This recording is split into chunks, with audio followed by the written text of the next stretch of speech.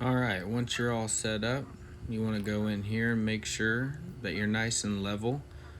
Get that bubble inside of that circle by adjusting the legs after they're fully extended. This is what you should be looking for right here.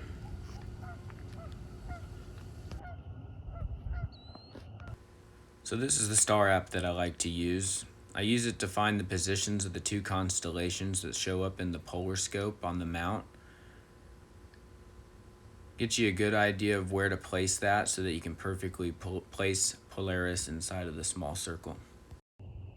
Alright, so once you got everything nice and level, you want to go in here and look, and after you look through the star app, you want to go in here, find the North Star, Polaris, and get these constellation maps that are on this lens, how they were in the star app. So I used the Big Dipper mainly to see what kind of angle the Big Dipper's at, and it was going towards upside down just slightly. So this is where I placed it, and you can see there the North Star's a bit out of the circle that it needs to be in. So to fix that, and it's pretty lined up left to right, so to fix that, we'll go in and we'll adjust these knobs. This one, tightening it brings it up, this one brings it down. So we'll toy at those real quick, and it'll slowly drag that North Star down into the circle it needs to be in. Okay, and just like that, North Star is in that circle. The more centered, the better, and the better matching these constellations are on here to how they are on the star app, or in real life if you can see them, the better. I like to come out right at dusk because it gives me a little light and I can see these better since this mount isn't illuminated. So then I do this and just to make sure everything's centered, because once it gets dark it gets pretty difficult. So now that's perfectly polar aligned, we'll hook up the power pouch. Alright, I got the battery pack attached. At Walmart, just for a couple bucks, you can buy some Velcro tape type stuff. And that's what I got to hold these on there. It works great. I'm sure you could use zip ties or whatever. So go ahead and plug that power box on into this here. And you want this to be in north because we're in the northern hemisphere. And times two times. Not 100% on what the others do, but 2 is what works, at least for me, and I'm sure that's how it's supposed to be. And then these buttons here, they don't matter. That's for like manual moving, but I've never used that and I can't see much of a reason. Maybe fine tuning where it's at. But that's the gist of it to get these motors to run. It's not too hard to get these motors hooked up either. Not too hard at all. So now that we're powered and polar aligned, I will go ahead and put the weight on. Generally you'll have 2 weights, a thinner one, which is less heavy, and a thicker one, of course, is heavier.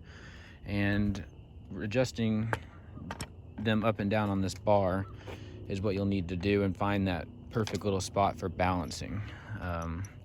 For just using my camera and the little rig that I made that I'm going to show in a second, this right here is perfect. Putting this little small weight all the way at the top, make sure it's nice and tight, and you always want to put the weight on first. If you put the top on your camera, your telescope, anything like that, and these aren't locked or they don't lock good, then it'll go falling over, and you don't want that at all. Always make sure the weights are on, because then of course the gravity and the weight and all that good jazz will keep it held downwards. So now you gotta forgive my engineering here, but it's what worked. I took an old phone mount for a telescope from whenever I first got into the hobby, and then a little piece to make it so it fits in there nice and tight. Took a vitamin jar and filled it up with change as a counterweight, and it works like a charm. It's not the prettiest thing, but it definitely gets the job done. So now I need to get this screwed in here, and once we do that, we can get the camera attached. Alright, I've got the camera attached. Everything's on there good.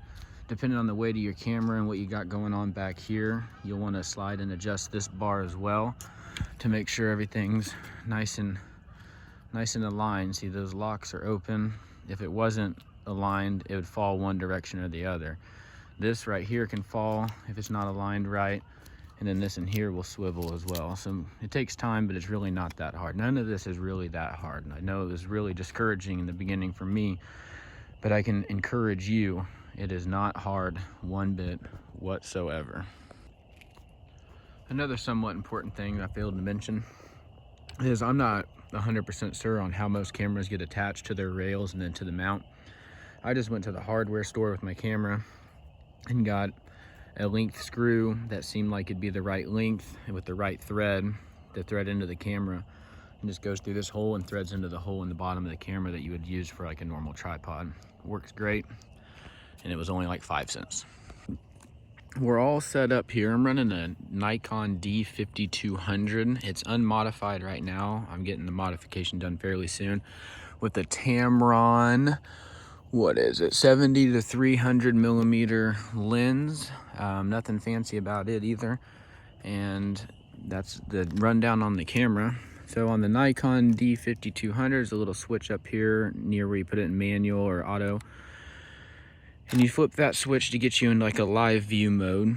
And after I've gotten everything lined up and powered and all that good stuff, I find a good bright star to zoom in on using the magnification. It doesn't work when you're taking a photo, but it's good to magnify for focusing. The photo will not be any bigger when you do this. It's strictly just so you can make sure it's focused, and to make sure that when you zoom really far in on it, and it doesn't move after 5 minutes, that's, you know, you got a good polar alignment. So let's get that there real quick and I'll come back and show you. Okay, so we got it all zoomed in and focused well, so I just arrowed down on this box to get that star nice and square in the middle. And then I just hang out, wait a few minutes, let it get completely dark, come back, check on this, make sure it's still in the middle. If so, we know we're good to go, and the rest is history.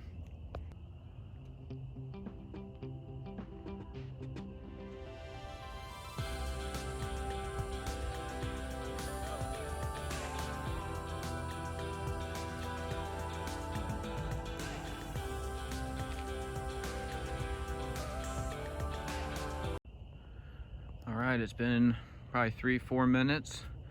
Still sitting in about the same spot. I'm pretty sure the exact same spot. So we know that everything has been polar aligned, is running good. If it's cold, you should always make sure and bring some extra D-cell batteries. That's what goes inside of this pouch. This pouch is just battery powered straight to the cord. I know you probably can't see it because it's dark. Good problem to have when you're out here taking photos. So that is the rundown on how I set up my Celestron Omni XLT CG-4 and the polar alignment and how I get my camera rigged up for some good deep space objects. I hope this was educational, and I will answer any questions that may pop up in the comments of something I may have left out. Thanks for watching.